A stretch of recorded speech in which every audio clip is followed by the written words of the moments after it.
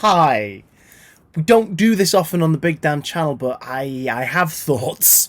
If you've come here, it's probably because you've already seen the Morbius trailer. If you haven't, I'll link it down below, or just search Morbius up there in the search bar. I'm just gonna let this bad boy play.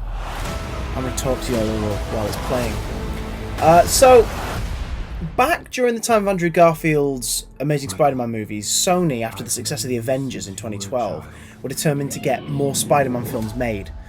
Films about Spider-Man villains, Spider-Man heroes, spin-offs. Amazing Spider-Man 3 was the only upcoming one they were going to do that was strictly a film about Spider-Man. They wanted Sinister 6. They even teased Sinister 6 at the end of 2014's Amazing Spider-Man 2. Remember that bit where the mysterious guy walks through the hallway full of technology, including Octavius' arms, Vulture wings. Then over the end credits you get glimpses of Kraven the Hunter's lion vest and all sorts of stuff. Well, the Sony email leaks from around that time revealed that was indeed their plan. They had some big talent lined up to work on a Sinister 6 film, but it still kind of made no sense. Superhero team-up movie made money, so we'll do a supervillain team-up movie. Forgetting that the story of villains as a team, as your lead heroes, like what this gentleman has previously been in Suicide Squad, it's hard to sell because by the end of the Hollywood narrative that is always going to perpetuate these big blockbusters, the villains are going to do something good. So they won't be villains out and out by the end of it anymore. You need the hero to counterbalance them. Suicide Squad's weird because by the end of it they all save the day and then go back to prison, and it feels unfulfilling. Sinister 6 is only interesting because it's a bunch of dudes, scientists, egotists, blowhards, who've been defeated by Spider-Man and are enraged by that fact. They all find out they've got a common goal: kill Spider-Man, and probably make a lot of money while they're doing it, so they team up to kill Spider-Man, because you can't stop 6 of them at once. The reason I'm talking about the Sinister 6 is because at the end of this trailer, if you've already watched it, which you should have before you watch this, you'll see that the Vulture is introduced. Adrian Toomes, Michael Keaton's character from Spider-Man Homecoming. In fact, speaking of Spider-Man, if you take a look up here in just a moment's time, you'll see him in some graffiti. Graffiti that has murder written over it. Graffiti that imply, there he is, graffiti that implies, shot in the Northern Quarter in Manchester. They're all my favourite shots. Graffiti that implies that this is set in a post-Far From Home world where Spider-Man is under public eye and public scrutiny. Spider-Man in the Morbius trailer. There's no Spider-Man in Venom. Although they remind you a lot in this trailer, as you saw before, the Morbius there, he looks alright. They remind you a lot that they made the Spider-Man movies, and they want you to know that and remember that. And they also made Venom. Here comes Keaton. What's up, Doc? Okay. Now that could be a meaningless cameo. I doubt it. Let's go there, shall we? So they remind you that they made the Spider-Man movies, and then they show you Spider-Man existing, or at least being referenced, in the world of Morbius. And then Vulture appears at the end. They're implying a Sinister 6 project in the future, is what they're implying, because Sony still want to do that.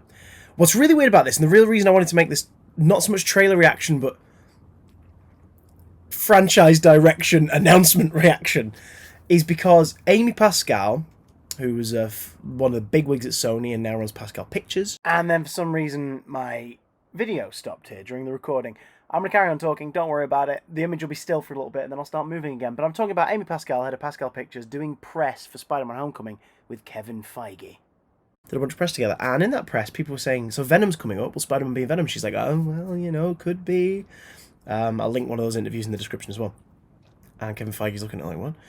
And the guy says, like, so is Venom part of the MCU? And she's like, well, you know, maybe one day, who knows? And Kevin Feige's giving this look as though to say, what are you doing? Like, we've had these discussions. What are you doing? Because Venom is separate from the MCU. Sony, despite Spider-Man being in a deal with Disney to be in the Marvel Cinematic Universe, Sony have been determined to make more Spider-Man things. Venom, Morbius, Silver and Black, as it's currently the working title, is a Black Cat and Silver Sable movie.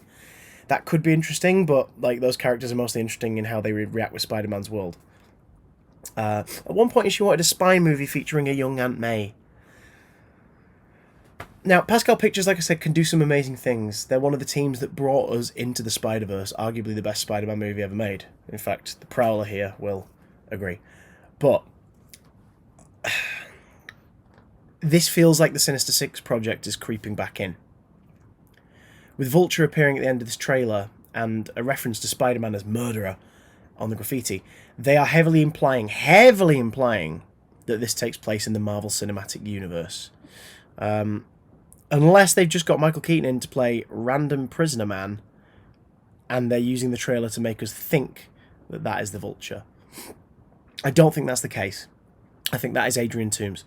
The shame about this is it feels like the franchise angle is being forced in over just telling a really cool superhero / horror film story. Like, everything prior to this, however you feel about Jared Leto, I could give a take in based on the project and the role. But prior to this, what an interesting comic book story to tell. I like Morbius as a villain from Spider-Man, and I like him as a character. I enjoyed his various spin-off series in the comics. Morbius can be interesting. A man who wants to help the world, who's struggled with the disease all his life, suddenly finds a cure for it, but that cure turns him into a monster. And he still wants to help the world whilst fighting his animal urges. Tales all his time, you know, Jekyll and Hyde, like we've had these stories. But this would be an interesting way to do it in the superhero genre. Like, kind of like doing the Hulk, but without the weird subtext thing of us all kind of feeling annoyed because our hero wants to cure himself and get rid of the thing we all paid money to see and eat popcorn and watch. With Morbius, he's going to stay a vampire, or he's going to become a better version of his vampiric self. So, great story you could tell, but instead, now we know it's them strong-arming their way into the MCU. As you can see at the top, it doesn't say Marvel Studios. It says what it said for Venom. In association with Marvel.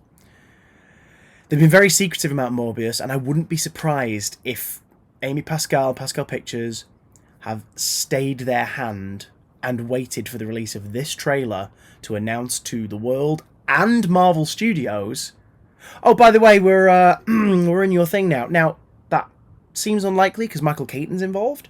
You think they would have at least had some discussions. But also, keep in mind, Kevin Feige is now being stretched over a few different jobs.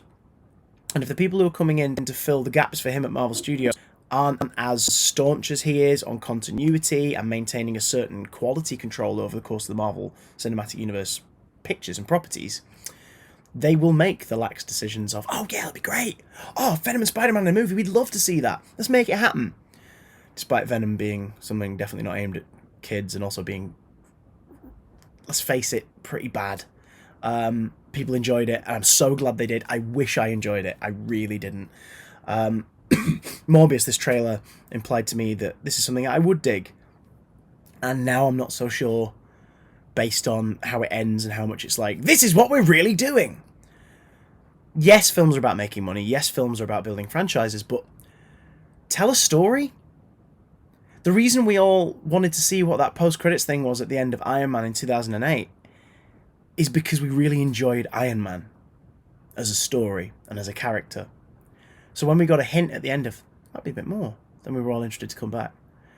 This is the end credits of Dracula Untold. This is The Mummy 2017. This is Batman v Superman. It's a film that exists just to lead into more of them, which should never be a film's purpose, ever. Because then you're just creating a mediocre product that will eventually age and die and look bad. Venom, to its credit, didn't try to tie into other things. Of course, the problem is Venom, to be interesting, has to tie into Spider-Man. But whatever, they balls that one up, didn't they? Where is he? I'm trying to get a still on our boy. Where are you, lad? Come on. Come on. This is also a glimpse at the villain of the piece, presumably a friend of Michael's. How far are we allowed to go? Who has the... there he is. Who has the same degenerative disease he has, played by Matt Smith. Stood what looks to be in the London Underground or the New York subway, complete with his quiff. Yay. So I hope Matt Smith breaks his movie curse and we get a really cool film here, or at least he gets to shine in it. I hope Jared Leto does a decent job with Morbius. I have all the bad feelings about this.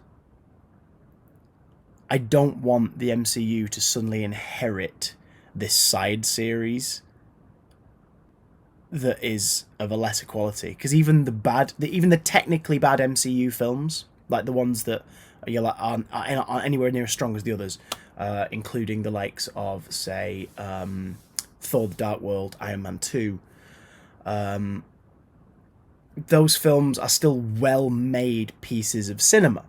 They might not have anything new to say, but they are well-made and aren't terrible movies. They're just the weakest of the bunch. If Venom's suddenly absorbed into the MCU, and if Morbius turns out to just be this big experiment to make a Sinister Six things start happening and is absorbed into the MCU, we're going to be getting a lot of crap filling up that world. Take out Cap, fill it with crap. No, don't do that.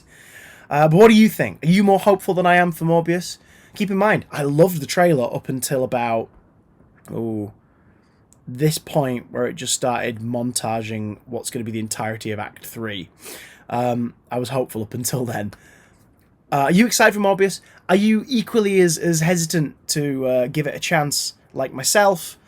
Ultimately, we'll never really know till we see the movie. Keep in mind, everything I've just said is opinions. If you want to hear more of our opinions about films, mine and Matt, of course, we have the podcast on iTunes and Spotify, and here on YouTube, The Big Damn Cast. Do check it out. You can also hit me up on my channel. I'll leave links at the end of this if you want to get in touch with me as well. And yeah, I had to ask you guys about this. Oh, you're a DC shill, Punisher hat. Oh, you're a Marvel shill, Batman t-shirt. Zoom in on any part of this room. This isn't about taking sides. This is just about me spider-sensing the hell out of this studio situation. And also, on a final note, and it's been brought up before, even on my social media, I had to mention it.